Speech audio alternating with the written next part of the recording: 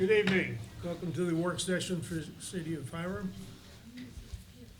Pastor McGrady with your snazzy jacket on. Would you like to lead us in the invocation and pledge, please? Yes, sir, Mr. Mayor and Council. I would just like to encourage this council. As you all know, this is my last city council meeting as an employee of the city. But I just want to leave this word, as I've always said, that Nathan the prophet spoke a word into David's ear. And I believe that God has brought me here as a prophet into the ear of those who've been elected and appointed. And I pray that this council be the council who considers the employees, that considers the citizens, that considers these students when this council has to make a decision. This council has been elected and appointed to do just that. Not to listen to the lies, not to listen to the chaos, but to be focused and concerned and centered on this city. This council has the opportunity. I was asked one time at the retreat what word I would use to describe the city of Hiram, and I said the word potential, because I believe this city and this council has the potential to become a shining star in Paulding County. This council has the opportunity to become a hub, an example of what it means to really be civil towards each other, concerned about your employees, and concerned about your citizens. I charge this council not to be an island. I charge this council not to be isolated. And I pray that this council decides they're going to be a council for the people and the citizens of Hiram. Let's pray. Father, we thank you in this day. Father, I pray now, God, that you would bless these appointed and elected officials. I pray, Father, that they hear the voice of wisdom and knowledge that you yield and that you share. Bless us tonight. Keep us. In Jesus' name I pray, with faith believing. Amen. Amen. Right now, the students from Hiram Elementary are going to do our pledge. All my Hiram Elementary students, come on up. You don't have to be ready to come on up. Come on up.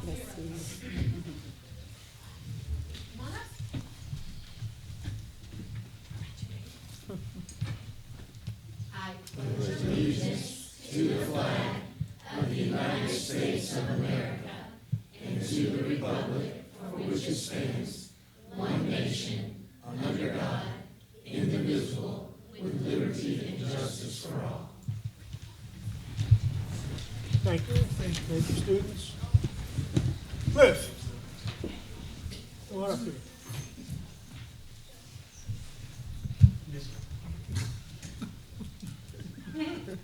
Here comes your bride.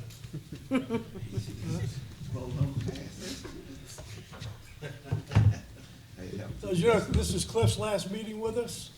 He's going to go off into the sunset and enjoy retirement.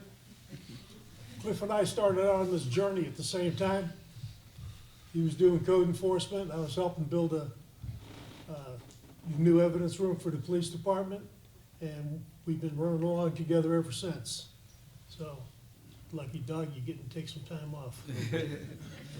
And this, sir, I'm glad your wife's here to see this.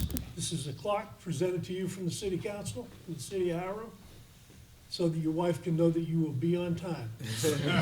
Where are you going? And Kathy had added on the back your hours, minutes, days, seconds that you worked here as well. You heard what's coming? Kathy,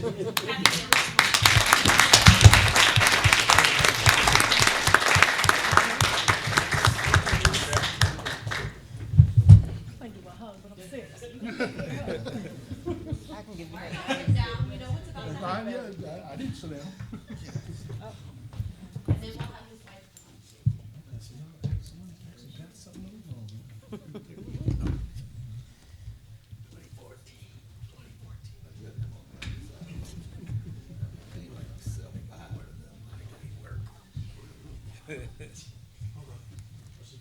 Yeah, we'll do you and then both. Right, you ready? 1, 2, 3. Okay. Not looking at me. He said he got dressed after you left. Left him alone and see what happens. And then we accidentally matched. All right, ready? 1, 2, 3. 1, 2, 3.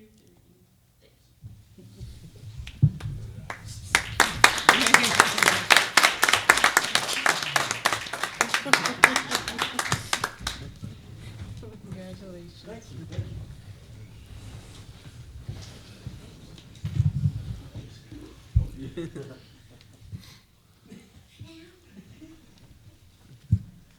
And in the crowd tonight, we have a young man, Nicholas Cowdell. He's a Boy Scout. He's here to observe the meeting so that he can qualify for some badges for his Boy Scout trek. Principal Black, are you ready? Yes, sir. Good evening, everyone. Thank you, Hiram City Council, and Happy New Year. Wasn't sure if we were going to have it tonight, so I'm glad we are all here. We have some awesome Hiram Hornets to celebrate tonight. So as I read about you and I call your name, I want you to come up here, okay? And we're going to get your certificate, and then you're going to go stand in the front, and we'll take a picture, okay? All right. We're going to start with kindergarten. This student is our kindergarten citizenship spotlight for the month of January. This student is such a great example of this trait. He exhibits kindness, fairness, and an eagerness to help everyone around him. He has a sweet spirit about him that draws others to him. He is an extraordinary young man who will continue to do great things in his family, class, school, and community because of his kindness and meekness. We are so proud of Mr. Garnett Morris to represent the Hiram Elementary kindergarten class this month.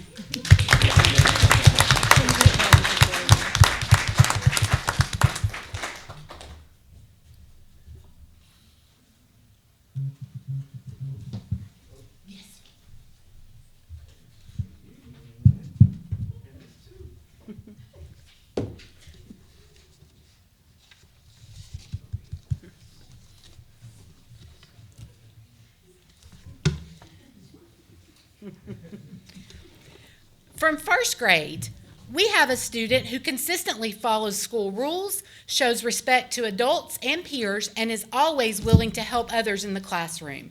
She sets a positive example for her classmates through her kindness, responsibility, and cooperation. She is a burst of sunshine at our school. Congratulations to Miss Jada Deloach.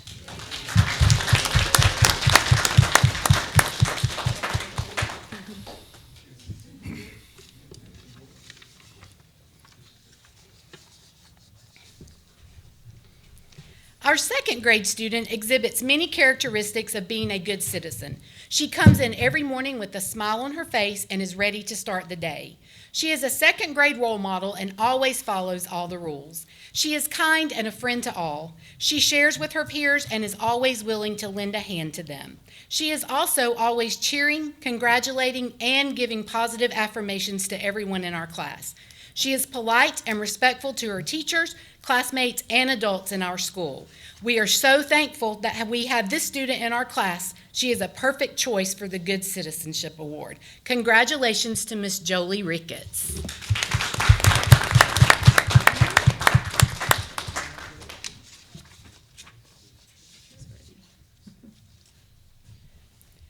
From third grade, our student for the Citizenship Spotlight Award demonstrates good citizenship by being responsible and following school and classroom rules. She is honest and does the right thing even when it's hard. She is a friend to everyone and treats all of her classmates and teachers with kindness and respect. We are honored to have Miss Levy Woods represent our class. Congratulations.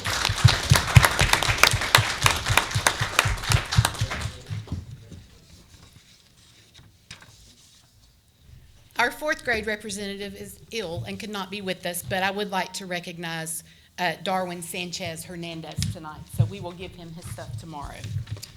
And last but not least, from fifth grade, we are proud to recognize this student as an outstanding example of citizenship. She consistently goes above and beyond to be friendly, respectful, and helpful to her classmates, peers, and teachers. Her positive attitude and willingness to assist others makes her a valued member of our school community. She is frequently selected as a leader or team member because of her strong work ethic and commitment to excellence. She approaches every task with diligence and determination, always giving 100% effort. Beyond the classroom, this student represents her school and community through active participation in sports, including travel soccer, and by being chosen to serve in leadership roles such as the safety committee. Her dedication, leadership, and sense of responsibility truly embody the qualities of a good citizen, which is why we know that Callie Duncan is an exceptional role model for others. Congratulations, Callie.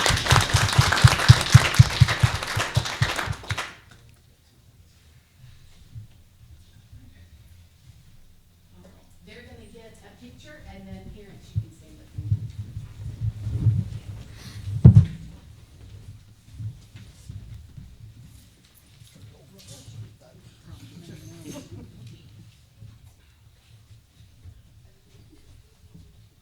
Okay, you ready?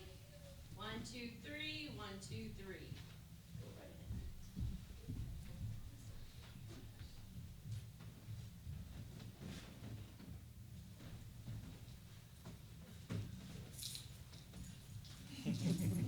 Thank you. Appreciate it.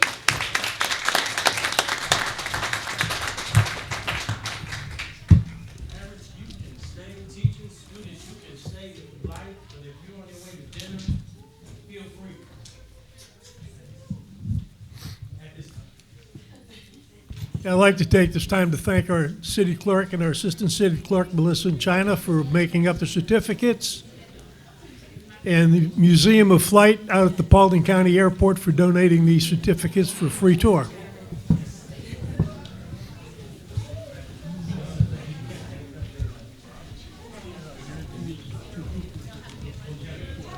Yeah, I know. You're right.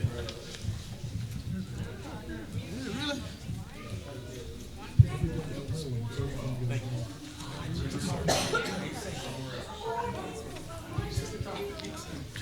Well, even, so I had to pay for it.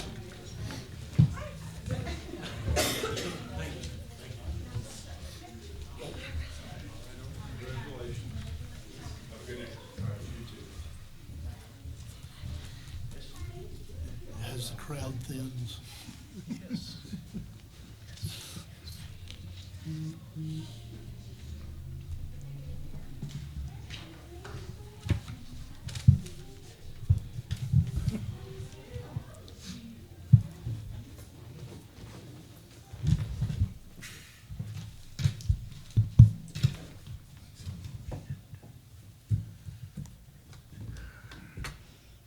Good evening. Public participation on agenda items. I see Mr. Moody has signed up. Do you want to speak, or you want to wait till you're? I was just gonna, I signed in just in case y'all had any questions or anything, so Okay. I'll just All right. Okay, there are going to be 2 public hearings tonight.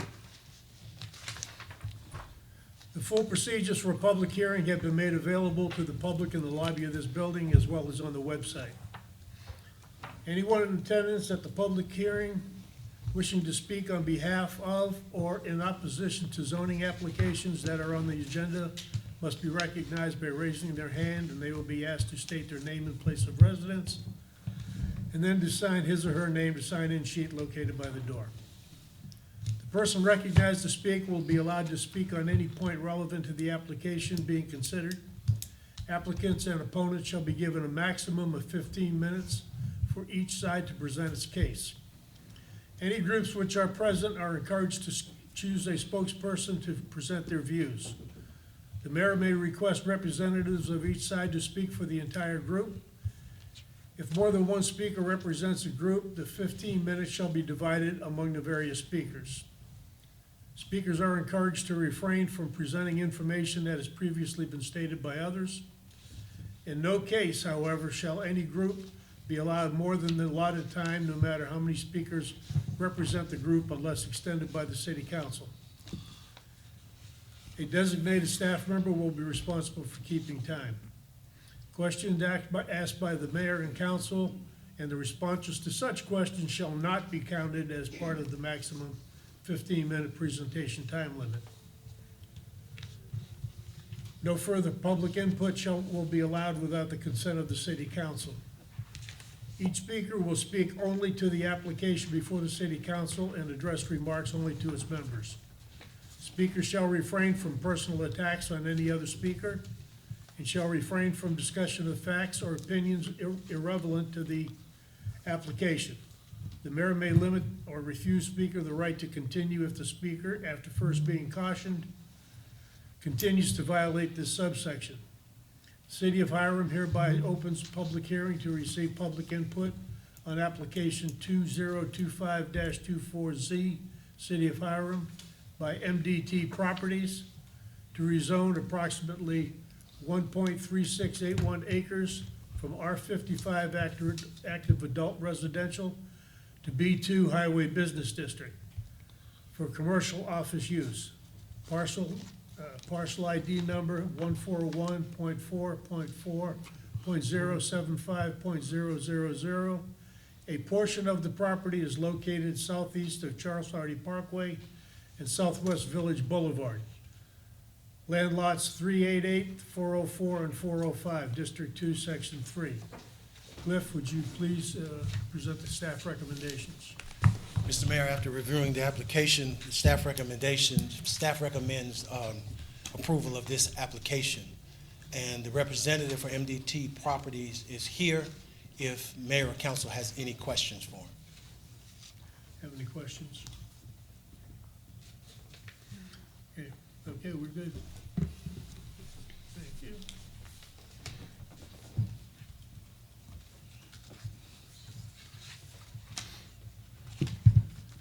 City of Hiram opens up, Mr. Mayor? hereby opens a public hearing. Mr. Mayor? Yes. I think we actually need to hear from the applicant and open the public hearing and see whether there's any pro and Okay. any opposition.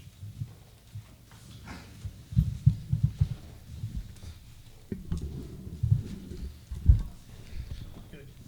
Thank you, Mr. Mayor, Council. Kevin Moore here on behalf of the applicant and owner in this application for rezoning. And certainly I appreciate your efforts.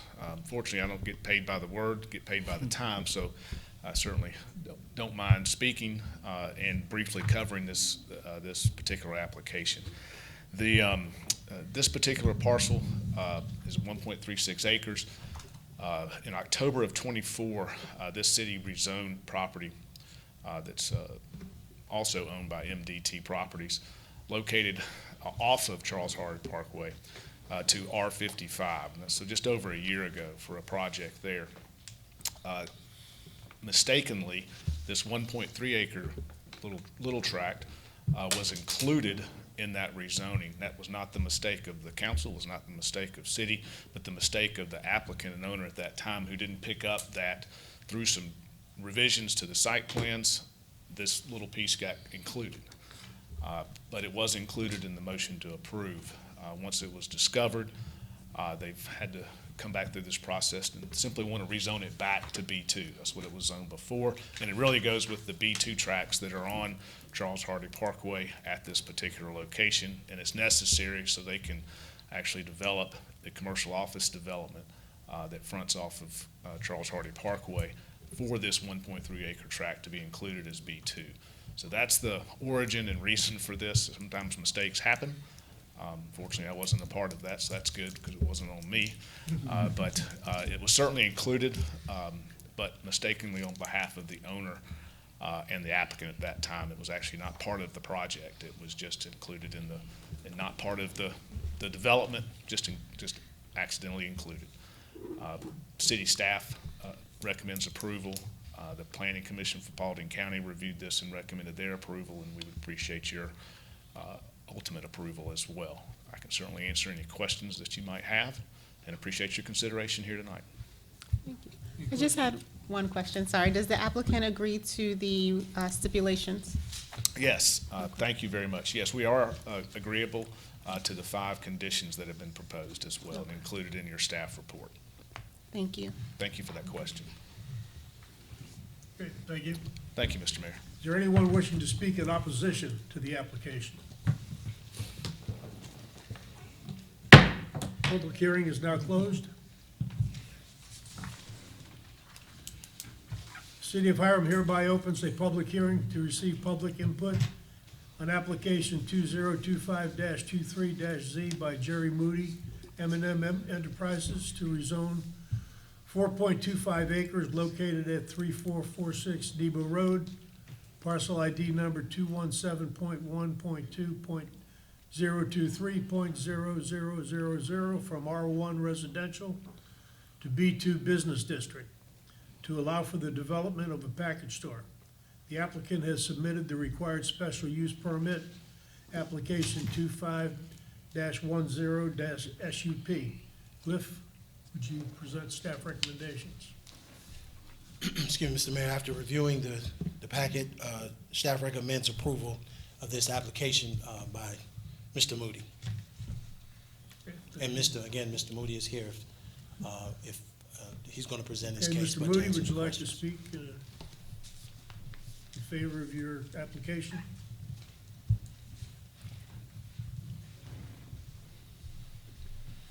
Thank you, council. Appreciate you allowing me to speak. I would just like to do something besides build houses in the county. Everybody seems to be building houses, and then when you speak to, say they would prefer a little more business in the county, something that gives back a little more than straining on the infrastructure. So I was just looking at possibly doing some sort of business instead of just building houses. Something I could leave a legacy for my family, possibly in the future, and get out of construction work for a while. Okay. Questions? Yeah, I have a few questions for you. First, have you talked to the community at all about? Yes, I have spoke to a couple of the neighbors joining my property, and they all said they did not oppose. They didn't have any issue with anything I'd done with my property. I have one across the street that opposed it at the county. The reason they were opposing it, the issues are already there. Has anything I proposed, has anything to cause anything anymore? Loud music, that's traffic. People walking on the side of the street, there's already people walking on the side of the street going to the Publix grocery store. So I don't see anything that we propose to put there is gonna cause anything any different. Would you be open to doing another commercial establishment aside from a package store? I'm hoping eventually to add on, different parts of the parcel, starting with the package store, and then eventually just adding more, like a strip center or something. Okay, and is this something that you are going to run? Or Yes. Okay. I grew up in the community. I actually lived there my whole life. So I like the area, I like the community, and it would be something I would run myself. Okay. And last question, are you a resident of Hiram, City of Hiram? I'm a resident of Dallas. Dallas? Okay. Yes. Thank you. Derek, do you have anything? Well, Yeah, I was just gonna say the stipulations that were approved by the county, you don't have a problem with those? No, sir. I noticed there was something about an entryway that's gonna have to be redetermined where you want it. Actually, I'm speaking with someone at a lawyer's office about also getting access to the Ingalls, and that way there'd already be an entrance established for Coming off their left-hand or side. right-hand turning. I could do a right in, right out or something possibly, which would allow for my driveway and my property that I have. I don't have a question. Actually, I do. I have a question and a comment. So Hiram City is 4 square miles. We have over 4 liquor stores here in our city. I understand this is on the other ends. Do you own any other liquor stores in the No, county? ma'am, I do not. Okay, thank you. This will be my first adventure. Tiff? No. Okay, thank you, Mr. Moody. Thank you. Anyone wishing to speak in opposition to the application? Public hearing is now closed.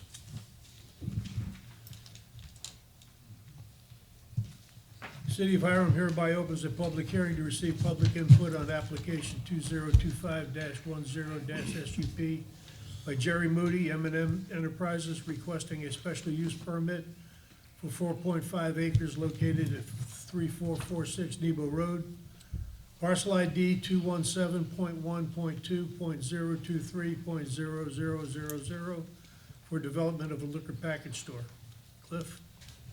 Mr. Mayor and Council, staff recommends approving this SUP in conjunction with the prior mentioned application 2025-23-Z. Anyone wishing to speak in favor of this? anybody speaking in opposition to this application? Mr. Mayor, Yes. if the applicant can just clarify that his presentation is the same as what he's previously presented to the council, just for the preservation of the record. Just for the record? Yeah.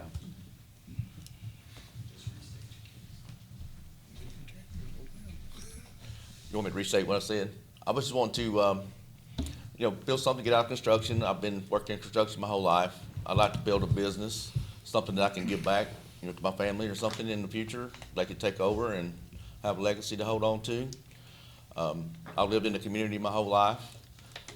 I'm actually in the home business, home building business, construction. And I'd just like to see something besides just lots of homes built. I mean, I'm sure I could probably get that permitted for 4 or 5 homes now the way it is, but I personally didn't want to build homes. I wanted to build a business. Okay, thank you, Mr. Mooney. Thank you. Anyone wishing to speak in opposition? Public hearing is now closed.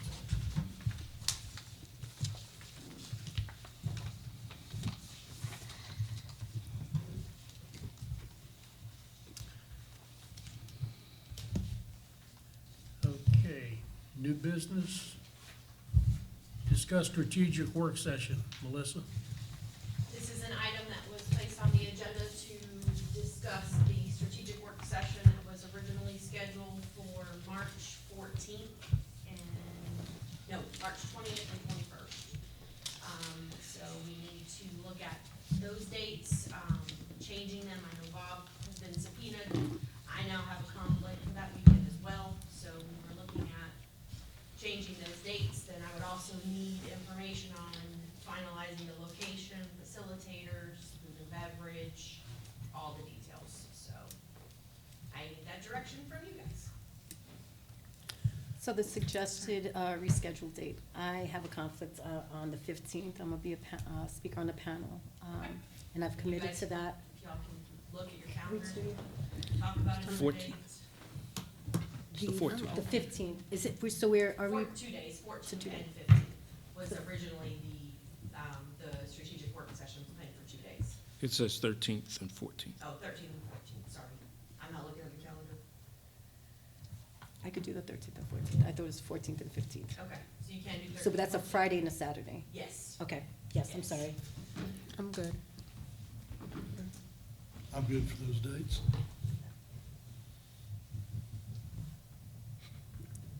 Mr. Battle?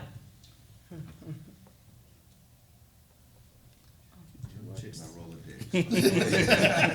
Rolodex doesn't typically have dates. So check it. But he's gotta make some phone calls off of that Rolodex. Thank you for explaining. I miscontrolled. Yeah, I'm good. Dates are Of fine. course, we already talked about. Yes, dates are fine. So now all the other details. So, Well, I think we're gonna have to look at changing the venue for this meeting due to the financial situation. I think Jody's been looking around at another location here in Paulding County that would not be as financially burdensome as the one that was originally planned. I should have some more information, I hope by tomorrow, and I can forward that out to the council for your consideration. This is discussion we can have going, all the way up to next Tuesday before a decision has to be made, but your input would be greatly appreciated. The information that I sent out earlier as far as, one of the locations that we had talked about was the house that we had done this at a couple of years ago, that's owned by the County Parks and Rec Association, and they let us use that at no charge.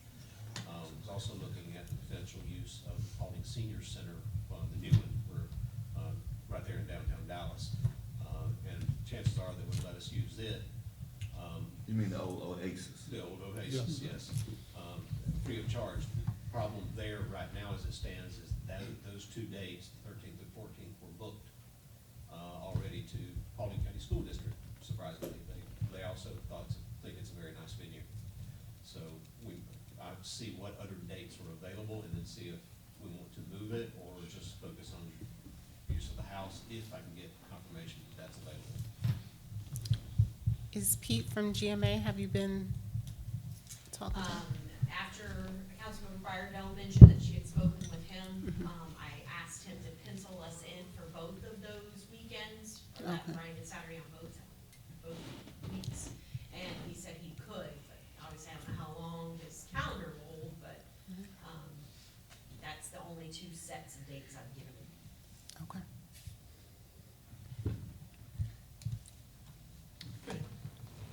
Do we want to maybe put a tentative budget for what we want to do now? I know we've got a budget on the books for doing it when we were going to do it at Foxhall. That's up to you, not me.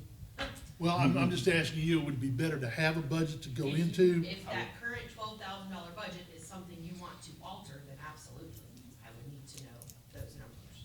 So how much did GMA charge us to facilitate last year? Or, okay, because we're, Sent that in an email. didn't you I? did, okay. I can look at that. No, it's okay, because we'll have to budget for that again. I'm sure there's gonna be a charge. And Yeah, I was gonna say, also, that's Yeah, the other there was- part. there was Do an you want the email. same facilitators? I- Do you want additional facilitators, food and beverage? I mean, there's all of those details that go into it that I would need to know. And depending on what those choices are, could involve contracts, pre-ordering, deposits. How much money are we trying to shave off of the budget? Do we know that? 4,000. That's a good amount. I do believe we should stay with GMA, continue that momentum that we had with him. It was a very productive session that we had. Facilitator costs were $1,700. Thank you. And that includes, their fee, their travel, they had a minimal, just like, mileage. Now, that didn't include their rooms, but only Pete stayed, Niles didn't stay. So, You have ancillary costs such as refreshments, providing meals, or have lunch on your own, that type of thing. We just need to determine how frugal you want to be. Well, one of the things I'd like to invest in is a strategic consultant. I have 3, but we need to vet them and see if that would be something that we can work with. What would within the our budget. strategic consultant? A strategic consultant would provide us some guidance as, a vision for Hiram, an aligned vision. How do we go, what are we doing with our canvas? This will help with our short-term planning, our long-term planning. We've been discussing this for a couple of years, and I think now is a good time to get a strategic planner on board with our summit, And they would depending on the cost, of course. They would work with the facilitator? That, if I get consensus with you all, then I can reach out and we'll start the vetting process to see out of the 3 that I haven't been in contact, which one would provide the needs that we are seeking. So I'll take that on if you guys are open to having a strategic consultant on board. I know we have, I believe there's another guest speaker that we will have. That's it's still TBD. We did look at Chris Pike. He provided a financial overview in 2015. 2015. And I believe to come back and speak to you all was, He was basically looking at like a 3-hour minimum for what he felt probably would needed to be covered. I don't know that I actually have a quote for that amount of time, so I want to say he did let me check with Jackie and I can send that out to y'all tomorrow too. okay.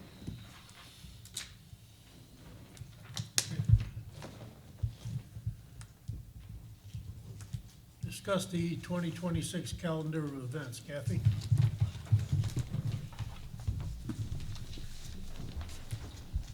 Good evening, Mayor and Council.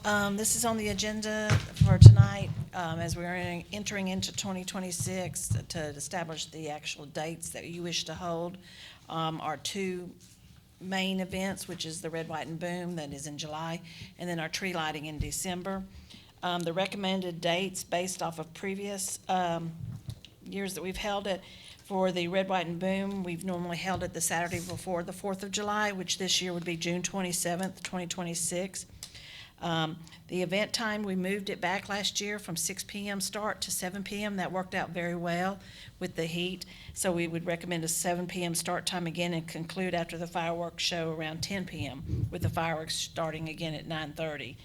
The annual tree lighting, we've held it twice now on the Saturday, first Saturday in December, which would be December 5th, and the event times would stay the same with 6 p.m. To 9 p.m. with the tree lighting at 8 p.m.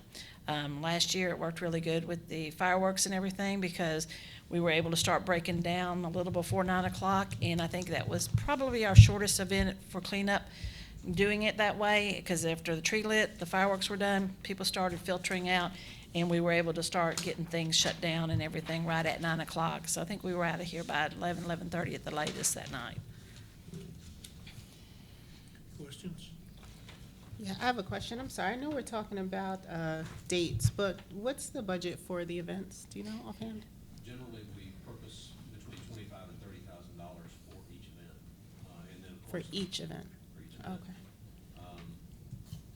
We also look to try to defray that cost by trying to find sponsorships. We ask the council's hand in that as much as anything because we're tasked to do our normal duties. So it leaves limited time for us to reach out to other parties where you may have more access during the course of the day than what we do. So the more sponsorships we get, the larger the sponsorships are, the less we have to pay. Are there any confirmed sponsors at this time? You have the usual suspects, which Kathy. Hardy Chevrolet has always been a sponsor of all of our events. They vary between $2,500 and $5,000. This past Christmas tree lighting, they sponsored us $5,000, $2,500 towards the children's event, and then they applied another $2,500 towards the fireworks, which was something new we added to the tree lighting. Red, White, and Boom, they normally do around $2,500 for that one also. They specifically like to advertise the kids area, that's what they're sponsoring. So normally we come in under budget for that area because we've worked really good with our contractors and stuff that we use for the kids area. So we've been able to come in under budget for those areas.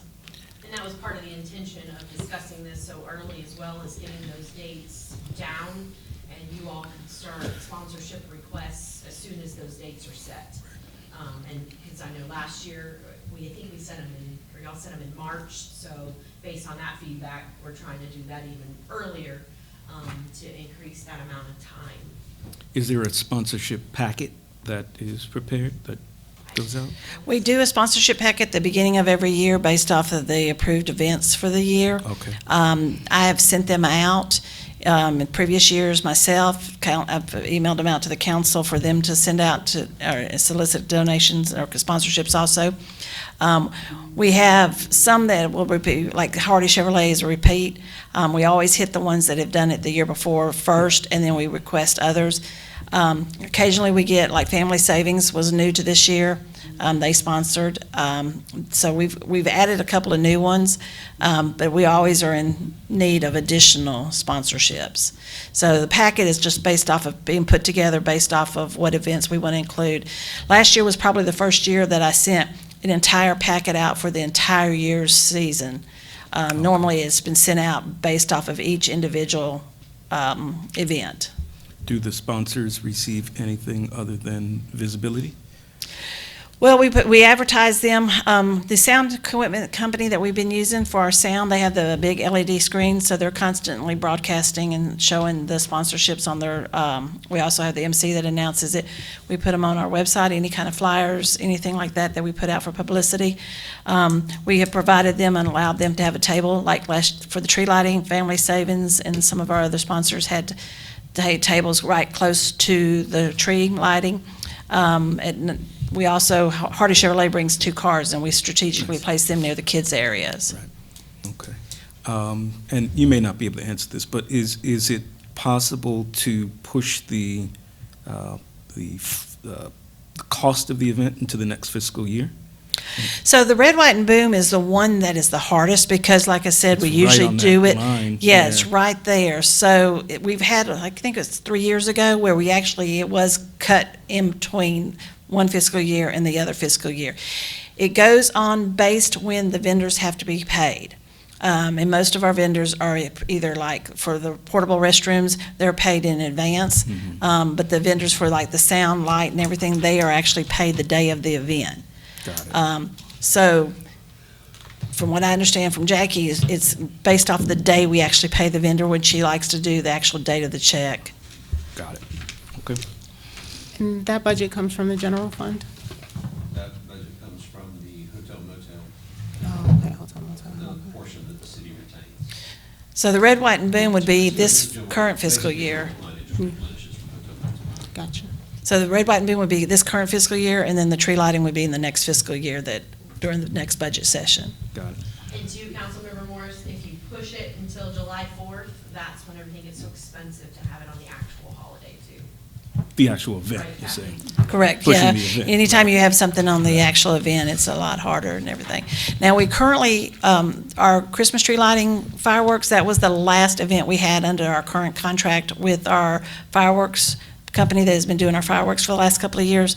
So we would have to renew that contract also. So that allows us some negotiating too. They Terms. usually come in, if they do more than one event, they usually come in a lot less as far as their cost. Right. If Would I'm they, not mistaken, Red, White, and Boom on the 27th is at the same weekend as the GMA conference in Savannah. Okay, I have no idea when those conferences are. So we could actually look at the date after the 4th of July, the weekend after the 4th of July, which would put it in July. I have it blocked off as being 25th, 26th, 27th, and 28th. Okay, So that I means, show June 26th to June 30. so council members that went for training would not be here on that Saturday. okay. Well, like I said, I just put the dates out there based off of the way we've done them in the past. I think y'all have usually arrived like the day before back in the past, I think, from training. It's Well, on this some. is gonna be on Saturday, which is gonna be 2 days before the training's over. Right. So we could, if you were wanting to have the red, white, and boom, we could actually push it to the weekend after the 4th, which would be 5th, 6th, 7th, 8th, 9th, 10th, 11th, July 11th. However, I believe we said we're going to scale back on training, and only pertinent, required, mandatory training would take place. So if that's the case, then it shouldn't affect the dates. Because the required, the only person that would have to take required training, I believe, is Me. Councilman Garnett, which is in January, right? I mean, February. The only reason I brought that up No, is but I'm- because it is a GMA Right. conference, and I know we're gonna back way off of it, but it might be something that But this also is a big ticket item, so are we not considering the events? $30,000 per event? Well, we can cancel them if you want to. I'm trying to talk about it, get feedback, get input. That was on the list of things that we were talking about scaling back on, events. I think if we are diligent at securing sponsorships, if we can all take on, we'll go by your, your guidance, you tell us which of our community leaders, business leaders are, support our city, and we can work with those and maybe be diligent, we all take on maybe 2, according to your guidance, and then maybe we can reach a threshold and then just take some of that expense off. I mean, the thing of it is with sponsorships, it's not so much as having like 1 or 2 big dollar ones. You could get $50, $100 ones, and that makes a difference. So, your smaller businesses, the ones you go, your restaurants that you go to all the time and that kind of stuff, it just takes time and effort to go out and solicit the sponsorships, which is something I've not been able to do as much lately, except for hitting the ones that we've continuously used and then reaching out to a few that have said, hey, if there's anything y'all need, let us know. And those are the ones that we brought on this past year. We could get you a business list too, so you, an active business list with contact information. Like she said, and then 2 in-kind sponsorships as well. What are they willing to Yeah. give us as far as Donate. material goes instead of cash Right. to help us with the event? Good point, Councilwoman. We do have to scale back in something like events. Hate to do it, but prioritizing, if we're going to give up training, elected official training and continued education, I think it's important to consider the fact that these are costly investments. So we voted on giving up elected official training, I don't remember hearing that vote. We didn't vote on it? No. It was- We haven't voted It on it. wasn't a This- vote. This Just is, a it's discussion. a discussion. Okay, that's what. What we're doing too right now. especially since we got canceled for Cities United. because of the ice storm, so we'll have some money there. No, it's No, getting we're funding refunded. everything. And I did want to mention too, Cliff, originally you had Faith and Blue in there, and, eating the trunk or treat. Those did go off of that list. That was not intended. So do you want to put those dates Yeah. now too? We're trying to finalize the entire calendar, so we're not back and forth with you all about Grace Mill or wherever these events are happening, so. Yeah, my list was quite extensive, and I sent it to everyone today to have discussion. I've spoken with a couple of you already, looking to see if the city was still going to stand behind trunk or treat, and I put that on there, knowing that's something that's our Chief Turner has started, but he may not. He's planning on not being here at the time. But I still wanted these dates to lock in, and our Faith and Blue weekend in October. Those two events in October, and I could talk about the rest of them later. But those are two events. October Faith and Blue, October 9 to 11, and our trunk or treat I had is October 30th. Something that we still wanted to do. And the others on the list, I will talk to you individually about. But since I'm here, I just want to say, this. Any cost of any of these, I want to let you know now, the city will not, I will not come to the city asking for that money, for the cost of any of the events that I have. I will be working to bring these to the city at no cost to the city, but only ask for the use of property or the liability, which is no additional cost to the city. I wanted to do these to bring awareness and bring events into the city, along with Faith and Blue. And we know our some of you, you know our outcome, our participation for Faith and Blue, and our participation for Trunk or Treat. We do bring a lot of those two bring a lot of youth specifically into our city. But any of the other ones on here, I'm willing to talk to you about, but it'll definitely be no cost to the city. And just so you know, we budget in our yearly budget for the trunk or treat, which is usually around $500. This year, I think we spent right at $375, and we're able to get it done at that. So compared to others, it's a nominal cost. You know, of course, we'd like to find other ways to fund it, but at the moment, it's a nominal cost. Faith and Blue is usually done just by donations of work around the police department, its other supporters. So I'd like to add those two in addition to the tree lighting and the red, white, and green for that approved calendar. Is there a way to verify when Trunk or Treat Village is scheduled for this year, so we don't conflict? I don't know when they put that date out, but we can certainly try. Okay, and the same thing for the Dallas Christmas Parade. I know for the last 2 years, we scheduled it on the same day. If we move forward with these, can we guarantee that it's not on the same day? Like, Well, ma'am, it's happened that every time it seems to be the same day we announce trunk or treat, I they know. happen to announce trunk or treat. Mhm. Village. And the Dallas Parade, we used to have our tree lighting on a Friday, and everybody was up at 6 a.m. on a Saturday. Now that we have it on a Saturday, they're just both on the same, end up being on the same day, so I don't know. And the tree lighting, I mean, obviously the dates are what you select. I know I saw one comment, I think on Facebook, that talked about how late our tree lighting was this year, or last year. Maybe you wanna do it earlier, I don't know. We can verify the dates. okay, thank you, Jody.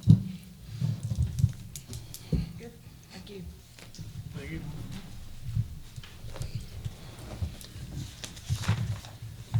Discuss Board of Ethics appointments, Melissa. Well, it's back on you guys again. The two members that are currently members, John Moyce and Vivian Smith, those two are not eligible to serve another term yet. They would have to wait, I believe I put in your packet, like 2029 has to be 3 years removed from the end of their second term. You have until, I put April 14th because that is the closest regular session you all have before the expiration of their terms, which is April 30th, to give you guys some time. Again, trying it earlier. I know it is not an easy task to find folks. I've been here 13 years, and every year, or every 2 years, it's a struggle. So hopefully you guys can find somebody, three bodies between now and then, unless Mr. Caldwell is willing to serve again. What's the time commitment required? So the Board of Ethics only convenes if there is an ethics complaint filed with the city. In my 13 years, there's been one ethics complaint filed, and they met once or twice as a result of that. Got it. There's no payment, there's no, they are definitely a volunteer board, Got it. and we hope they never meet. Right. So be talking to your folks, your neighbors. Any specific qualifications? Living in the city, obviously. And the whole ordinance is in your packet as well, but that's the highlight, obviously, is Okay. living in the city. No, okay. Do you know of any highlights of it? Yeah, me too. They probably can't be, I'm not gonna guess. I'll just say live in the city. Got it. Discuss municipal election costs, which exceeded the amount estimated and approved. And here we are at money again. So the original proposal, the quote, was less than the reality on the invoice.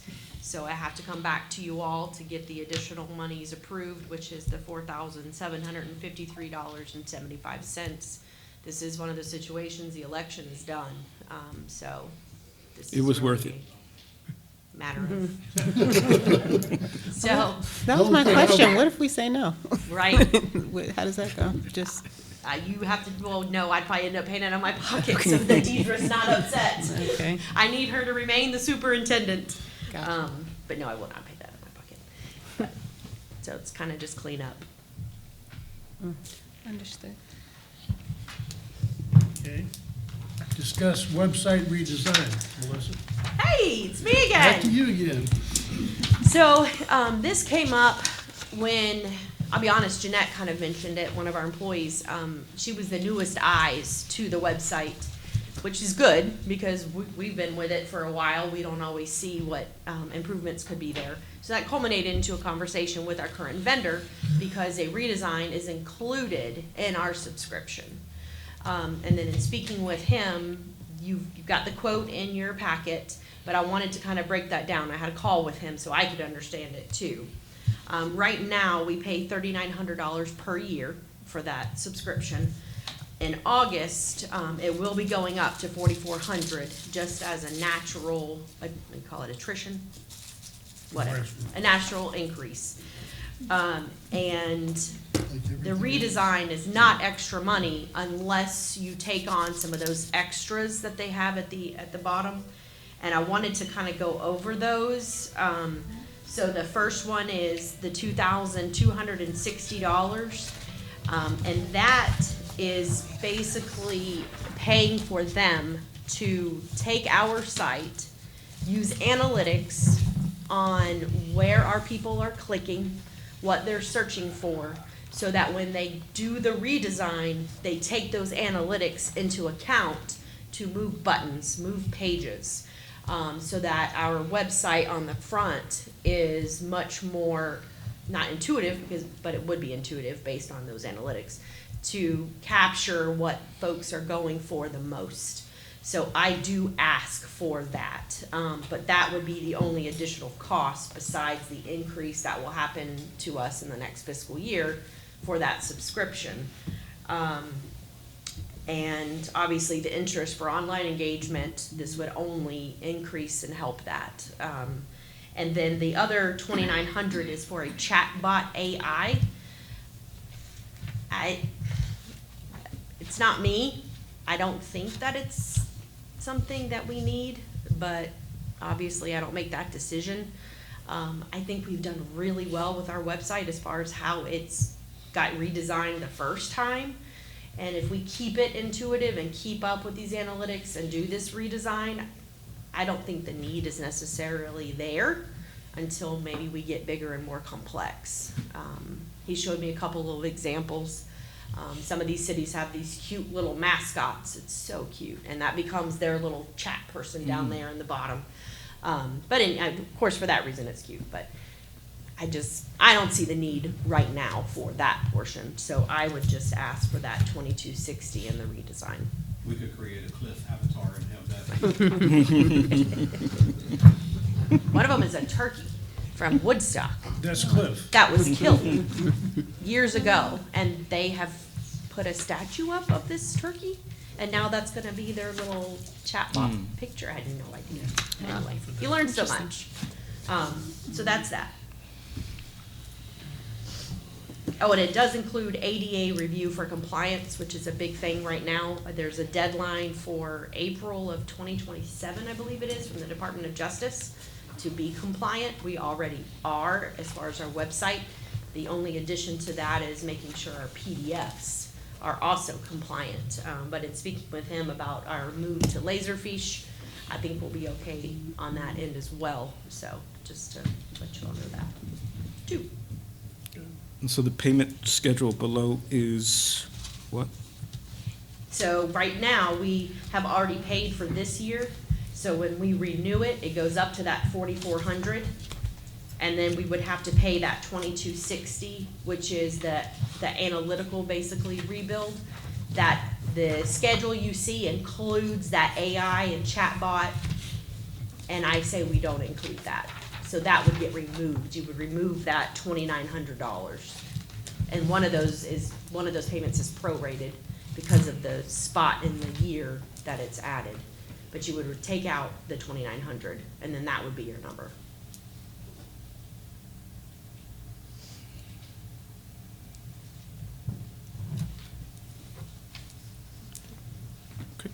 Okay. Yes. Discuss Planned Hornet. Kathy?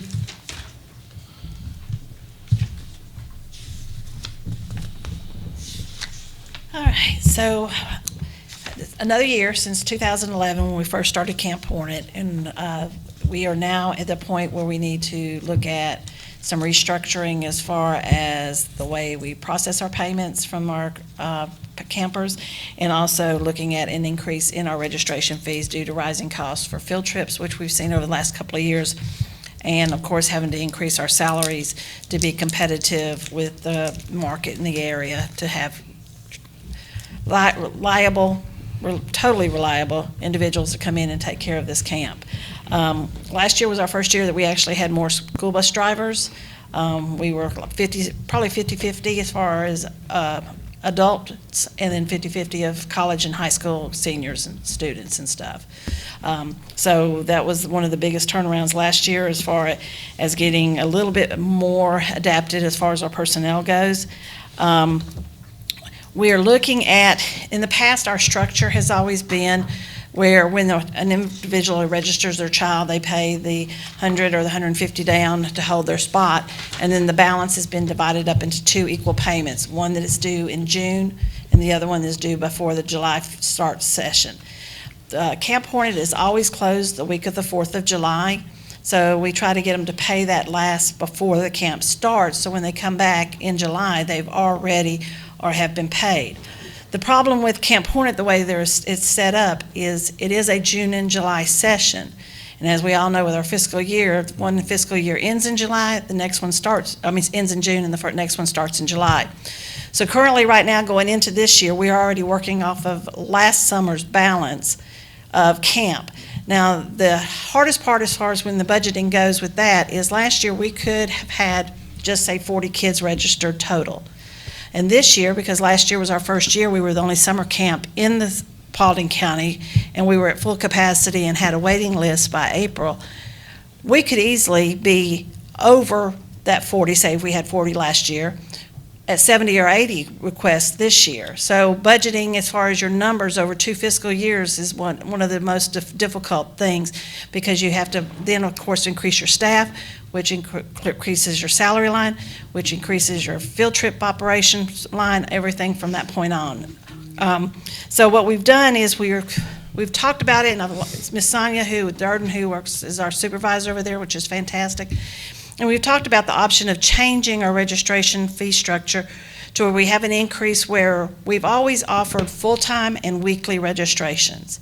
Last year was our highest level of weekly registrations, and out of a 7-week program, probably 60-something% of that, no, those numbers that were weekly registrations were registered for every week except for one, other than the 4th of July week.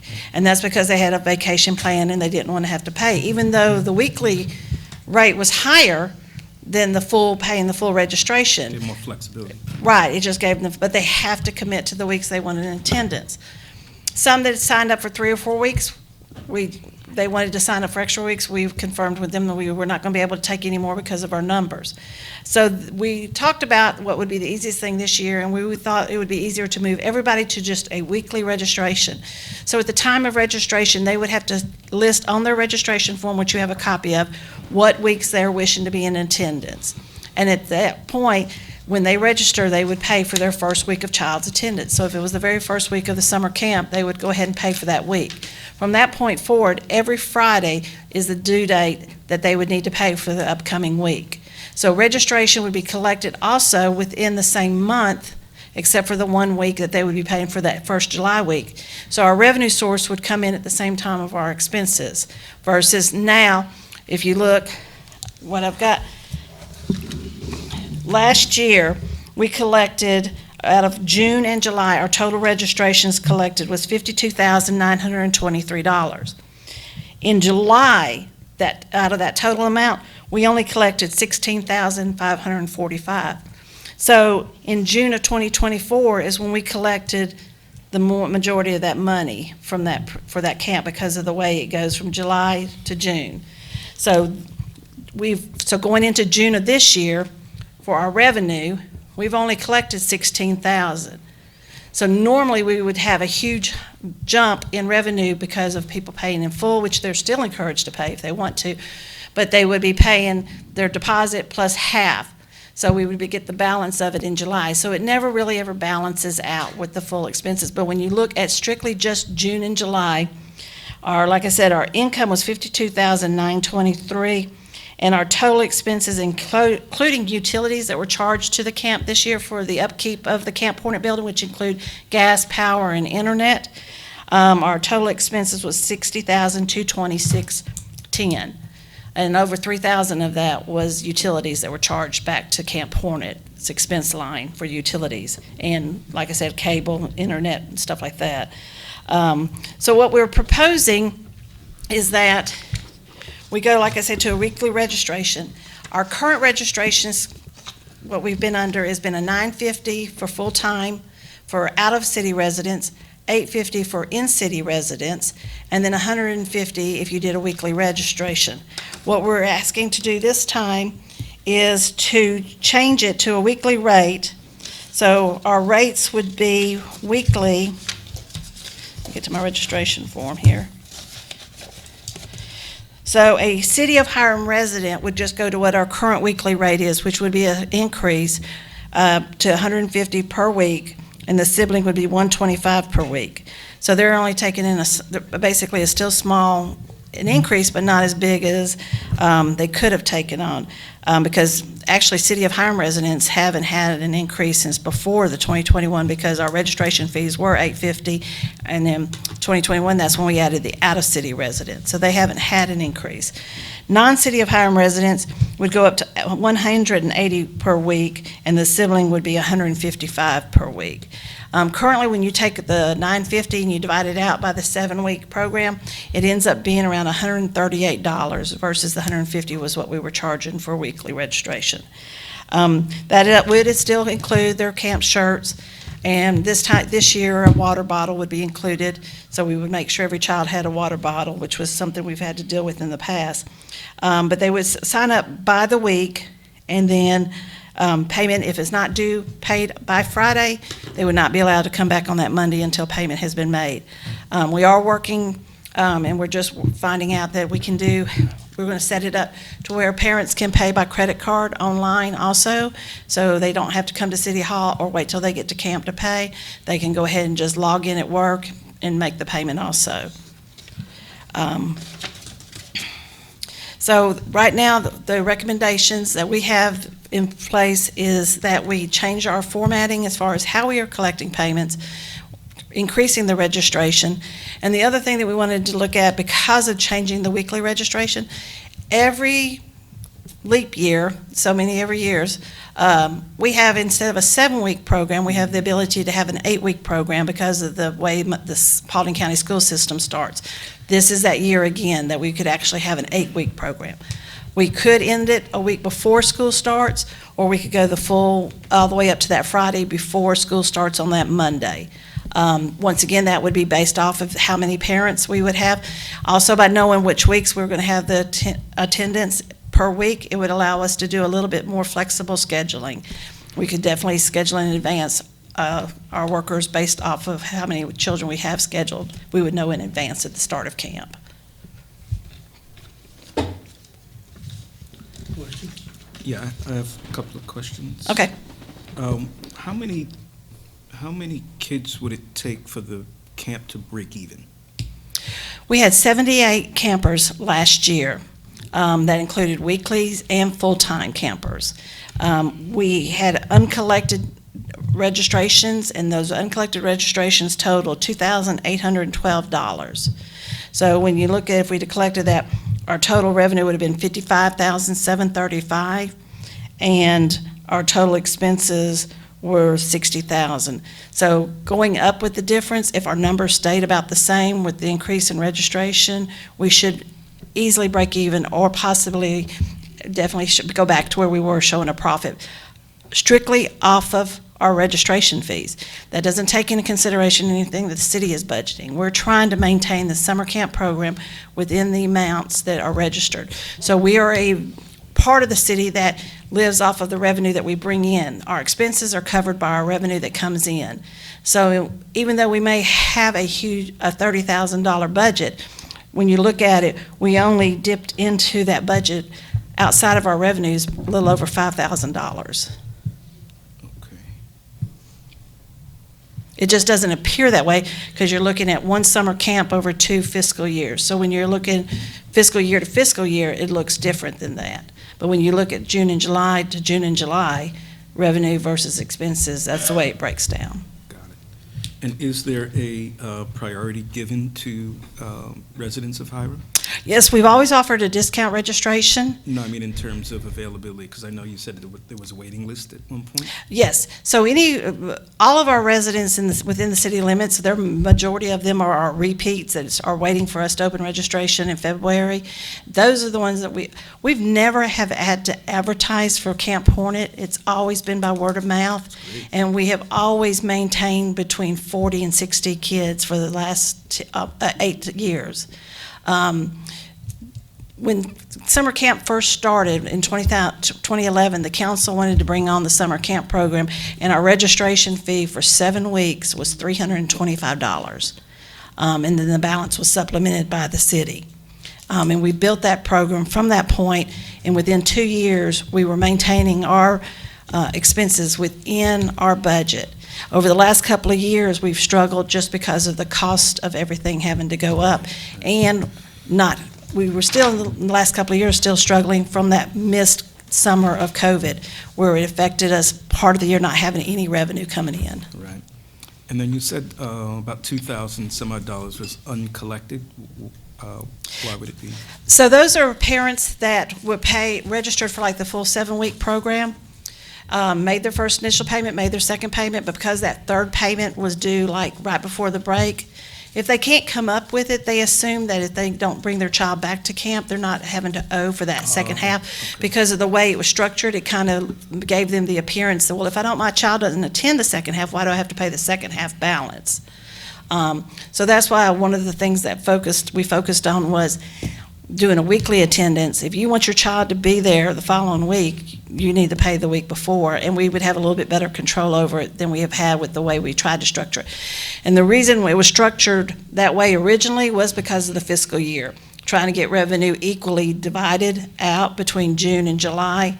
But even with all the best capabilities we've had as far as information and getting balances out in a weekly basis to parents and stuff, you still had just those few that we had one family that lost their job, and she had to pull her kids out because she didn't need the summer camp no more and stuff like that. So it's really, in realization, it's not a lot, but it is, bottom line, to me, $2,000 is still a lot of uncollected. But those, they're on our we keep it on our books as far as right now, me showing that they still owe us a balance, because if they were to come back and register, they would have to pay that balance first before we'd enroll them again.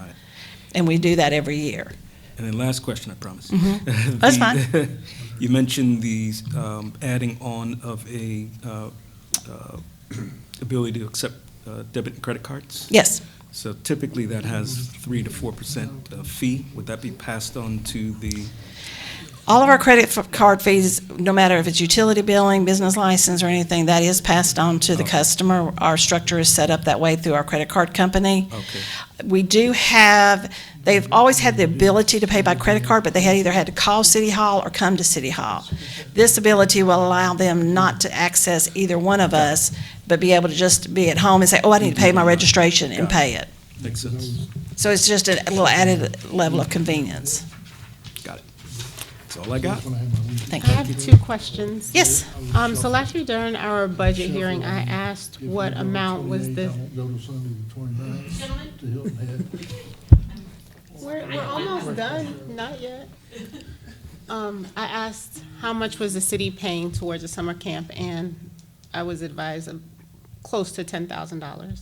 So with the increase in the tuition, will the city still have to put money towards the camp? I really can't project and tell you 100% no, because once again, I don't know going into this year what the increases will be on field trips versus the same field trip we've gone to every year for the past. We noticed a big increase on a lot of our field trips last year from the previous 2 years. I would say, just running the numbers based off of our numbers last year, yes, we would be within budget, where the city would not actually put any money towards it. It would live within inside of its receivables. But there is always that unknown, like I was speaking with Mr. Garnett.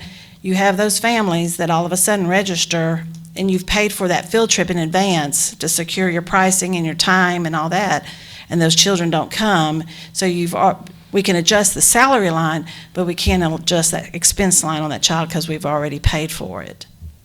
So it's just those unknown situations that I don't want to say 100%, yes, we would be fine, but I feel more confident in doing it the way we're proposing it this year than I have in the past, just because it's going to be an evenly more distributed revenue source to go along with the expenses. And by making every parent, we put out at the very beginning of camp, please mark the dates that your child will not be there, because we try to fill those holes with our weekly registrations. But this way, everybody's weekly. So when they fill out their registration form, they're filling it out for the weeks they're going to be in attendance. So we will know in advance, and they're going to have to pay for that before that week. Okay. And we're also looking at restructuring the number of field trips. One of the things Camp Hornet has done is that we are a very, very busy summer camp program. So we normally stay local. Our average field trip runs us between $7 and $15 per child. And that's $15 mark is usually our highest. And then if it includes food, the parent is responsible for paying the difference of the food versus the actual field trip. So the highest we've ever paid for a field trip has been about $15. Do you know off the top of your head how much the city has budgeted for the camp? Let me see. I'm working on the new budget already, but as far as, let me pull my paperwork here. I can give you, so like,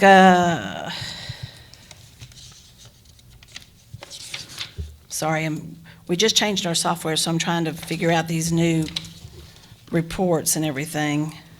If you don't have it, that's okay. No, I've got it. Okay. Okay, so for like salaries, we budgeted, well, this one's the end of the year, so it doesn't show the actual budget amount on it.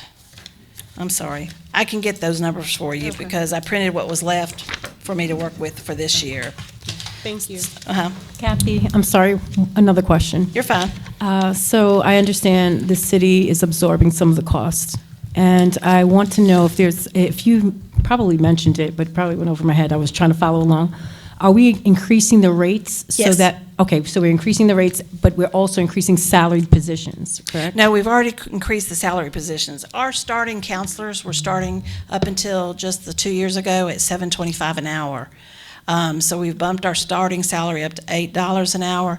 And then returning counselors, are working between $8 and $10 based on their experience. Our school bus drivers that we brought in that are working as adults, we've been paying them last year between $12 and $14 because they can drive field trips during the summer doing more than $25 an hour, which I can't go that high, but I'm trying to find that even compromise. We went down on our number of counselors to increase, so we lost, so it's two of the $8 counselors, we increased to one of the $14 counselors, if that makes sense. So, I know you're working the numbers, and the summer camp program is amazing. My children attended, all three. You guys do a phenomenal job keeping them busy. It's a magical summer for them. Unfortunately, because of financial concerns, I want to continue to support this program as long as it doesn't cost the city. Unfortunately, could we consider maybe requiring the parents? Of course, sponsorships would be great too. We can support that as well.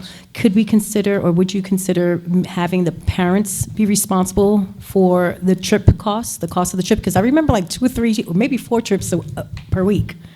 I know it's a busy summer for my kids. the 4 trips a week are like to the park that has no cost. They're like taking the kids to Stevie B's for lunch, which the parents do cost. Any field trip that's associated with food, the parents cover the cost of the food. The field trips, like to the skating, that is a cost shared between the parent. We collect between $6 and $7 for the cost of the buffet, and then we pay the other $4 or $5 that cost to do the skating. So the total cost of skating looks like it's a lot, but when we collect that revenue back in from the parents, it offsets it, and we're down below $7 on a field trip per child. If we were to throw the entire cost of a field trip to the parent, you would have to lower your registration fees. And then that gets even more trickier because you still have a salary line, and you can't ask the parents to pay for that because we are mandated by the state as far as our ratio goes. In the past, we've always had a very lucrative ratio because we've had counselors that have been able, so we've had like 1 to 5 when we go on field trips, but that's because that's one of the things that we've always offered is that when we go on a field trip, safety is our #1 factor. We have increased that last year up to 8 per counselor on certain field trips when we knew that it would be in a controlled environment, so that way it took off of our staffing pricing. But you just run, there's a lot of different variables that go into consideration. But with this increase though, I feel like it's going to be more manageable, but like I said, I wouldn't feel comfortable with myself sitting here saying 100% that yes, it will maintain itself because I don't even know how many kids we're going to have registered at this point. Well, thank you for taking the time to restructure it so we can get closer to that goal. Yeah. Thank you. You're welcome. Could you look into maybe rescheduling the tree lighting back to the end of November instead of in December? I was looking at that too, by the way, but that's It's Thanksgiving weekend. Yeah, and that's, And it used to be done on the Saturday after Thanksgiving. that's the Saturday after Thanksgiving is the first Saturday of December. It's the 28th. It's 28th. Oh, the 28th? Oh, you're talking about the Saturday immediately following Thanksgiving? Yes. If y'all choose to do that, so be it. But that's also a Thursday and Friday holiday. Employees are with their families. and traveling and Yeah. I don't even know how the attendance. I know City of Dallas did do theirs, I think 2 years in a row, the Thanksgiving weekend, but this last weekend, they changed it to where it was the weekend before Thanksgiving, just because I think it was, I don't know for fact that it became an issue with it being a holiday weekend, but they did, for whatever reason, this past year, change it to the weekend before Thanksgiving. You check with Dallas and see when they're gonna do theirs this year? Mm-hmm, sure can. Okay, thanks. Did y'all have anything else about Camp Hornet? No. Okay, thank you.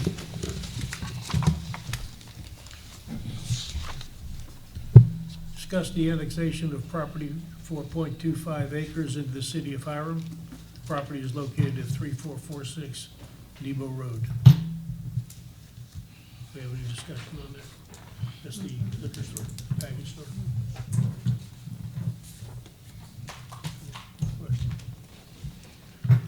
Okay. Melissa, can we review the consent agenda? Me again. All right, so these public hearings will correlate to a voting item next week. And I'm sure Jason will touch on this as well, but the annexation would be first when it comes to that liquor store property. Because if you don't annex it, then you have no business rezoning it or issuing the SUP. So you'll see the annexation first, then the rezoning, then the SUP. And then also the additional rezoning for the MDT properties. It will be, all of that will be new business. The strategic work session, I just put more discussion. I think there's gonna be some more talks. Just obviously we're end of January, so try to talk amongst yourselves too, and then give us direction on what quotes you wanna see or where or all that good stuff. Especially dates. I thought we agreed to the 13th and 14th. Okay, are you all willing to vote that next week as the actual set dates? Or do you need to talk to the strategic planner people? Because what if they're not available? So if we adopt it, then I can move forward with that and ask Okay, Pete. so are you all good with putting that on new business? We can put on new business for that weekend. Okay.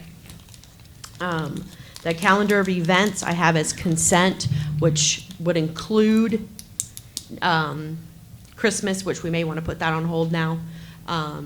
Christmas, Red, White, and Boom, Faith and Blue, Trunk or Treat, and I did want to add that Trick or Treat Village is typically on a Saturday, and October 30th is a Friday. So I wouldn't imagine that would be a conflict. And then I did look up the Christmas parade, and the Christmas parade is scheduled for December 5th. So you all may want to kind of back up on the tree lighting or do it again like we did this time and a couple of years previous. And maybe too, starting sooner with the parade, it may not be as much of an issue for Public Works. I'm not sure. I can't speak for them, obviously. So do you all want me to leave Christmas off of that calendar of events? Yeah. Didn't that work well for you guys? For those of you who attended the Dallas parade, was it rushed for you guys? No, Did it work no, out? no, it worked out. It worked out? Yeah. It was okay, but I thought if we had the tree lighting earlier, it gives us more time to display the tree. Because, this you only got 3 weeks before Christmas time. Gotcha. That's all, I'm just thinking about decorations. So you want me to leave that off for now? Yeah. Okay. Board of Ethics appointments, I put next work session, so you guys will just kind of keep it as a topic until you find your Could we appointments. post that on our website? I'm sorry. Is that something we can do, market those appointed positions? Yeah, I mean, we could say the city council is looking for Board of Ethics appointees, and we could list the requirements and then y'all's contact information. That way you all can speak with them. Do you see anything wrong with that? Derek doesn't look like he is in agreement with that. You don't think that's a good idea? Okay. Okay, I think we should hold off on that and maybe we can share. It's, How do we know? Because we normally talk to somebody we know, neighbor. get their- yeah, it's, Okay. So it's a little- you, legally, you could advertise it. Practically, it tends to be a position based on somebody that the council has familiarity with in regard to their ethical reputation. Ethical. Right. We normally pick who's. Well, Okay. everyone who's on Facebook's ready. I mean, of course, we would vet them, you know, but if we don't have any candidates to fill those positions, that's an option. So maybe try, and then at the end of February, we can regroup and see where we're at. If you may Makes be able to sense. fill them fast. Maybe there's all of a sudden interest, I'm not sure. So Makes we can look sense. at it again in February. Election cost, I put as consent. The website redesign, I do have as consent for that 2260, is that correct? That's correct. Okay. And Camp Hornet, I have as consent as far as the rate increase and then other proposals as well. Where were you at with that week, though, that extra week? I didn't get an idea there. Did I miss that part? I think we should do it. Okay. What does Kathy think? The 8th week? Kat- I'm sorry? The 8th week? That's totally up to you. I mean, they're gonna sign up, if we do camp, they'll be signing up by the week. So that way they choose if they wanna participate that week or not, and then based off that number, we can do staffing. Would that help the budget? Would that help to make it a break-even or profitable venture? By having that 8th week compared to the 7th week, especially charging weekly, it would. Yeah, I think we should. Let's follow Kathy.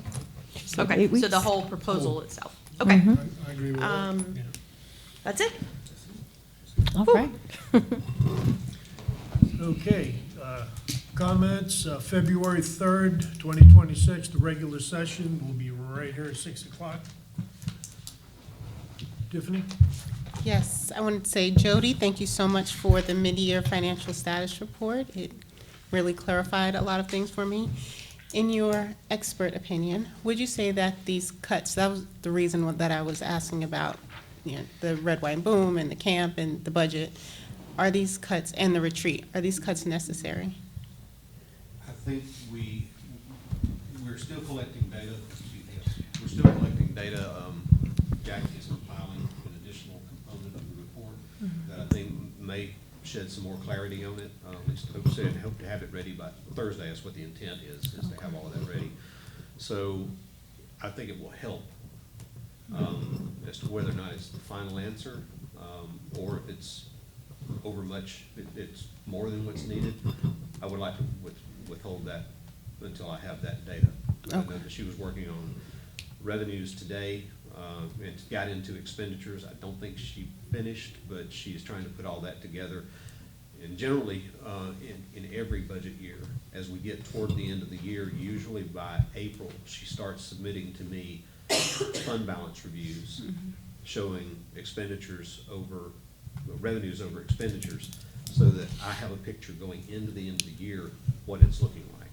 So that's essentially what she's doing now, which is our version, I guess, of doing the cash flow report. So I hope to have that ready for you by Thursday, and I'll send it out to all of you to review and with my comments as to what I think. Okay. And then department heads as well.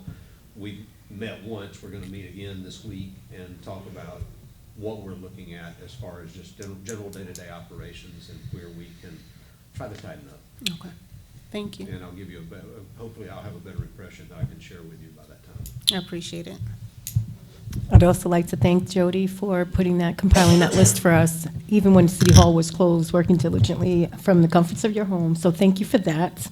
I'd like to share an upcoming event scheduled at the Capitol. As a daughter of immigrants, it is important that I share that there are resources out here for our immigrant population. We have a 20% immigrant population here in the city of Hiram. Galeo, which is an organization that supports Latino elected officials, Galeo. Some of you may not know what that acronym is, but it stands for Georgia Association of Latino Elected Officials. The city of Hiram are members of this organization. We support them. They are scheduled for their 3rd annual Latino Day at the Capitol. Latinos are one of the fastest growing and youngest demographic groups in Georgia. In honor of their growing power and influence, we invite you all to the Latino Day at the Capitol in downtown Atlanta. That will be on the 5th of February. Please come, and then, we help them understand the legislative process, who to speak to, who their representatives are. So I ask you to join and share this message. Oh, and I also want to say thank you, Cliff.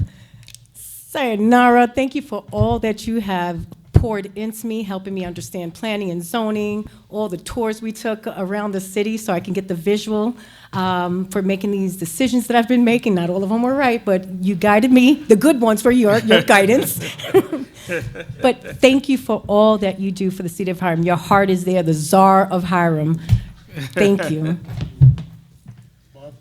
No, I just want to, the only thing I would say is Cliff, congratulations. My apologies for not being here later this week. And as you like to call her, Madam Secretary sends you her love and congratulations. Yeah. Congratulations, Cliff. Right. Thank you, Jody, for the report and also for working when the city was closed. Definitely appreciate that. Cliff, see ya. Chief, That's all. anything? By the grace of God, we got through this weekend without a major ice storm. But Yes. I want to thank the members of the police department and public works who were out there 24 hours working through this. It took all hands on deck to make this one happen, make sure the public was safe. So I thank all of them for their efforts on behalf of the citizens. And also just, for those that do not know, we're getting down, I don't want to steal Cliff's thunder, but this is also coming close to the end of my tenure here with the city of Hiram.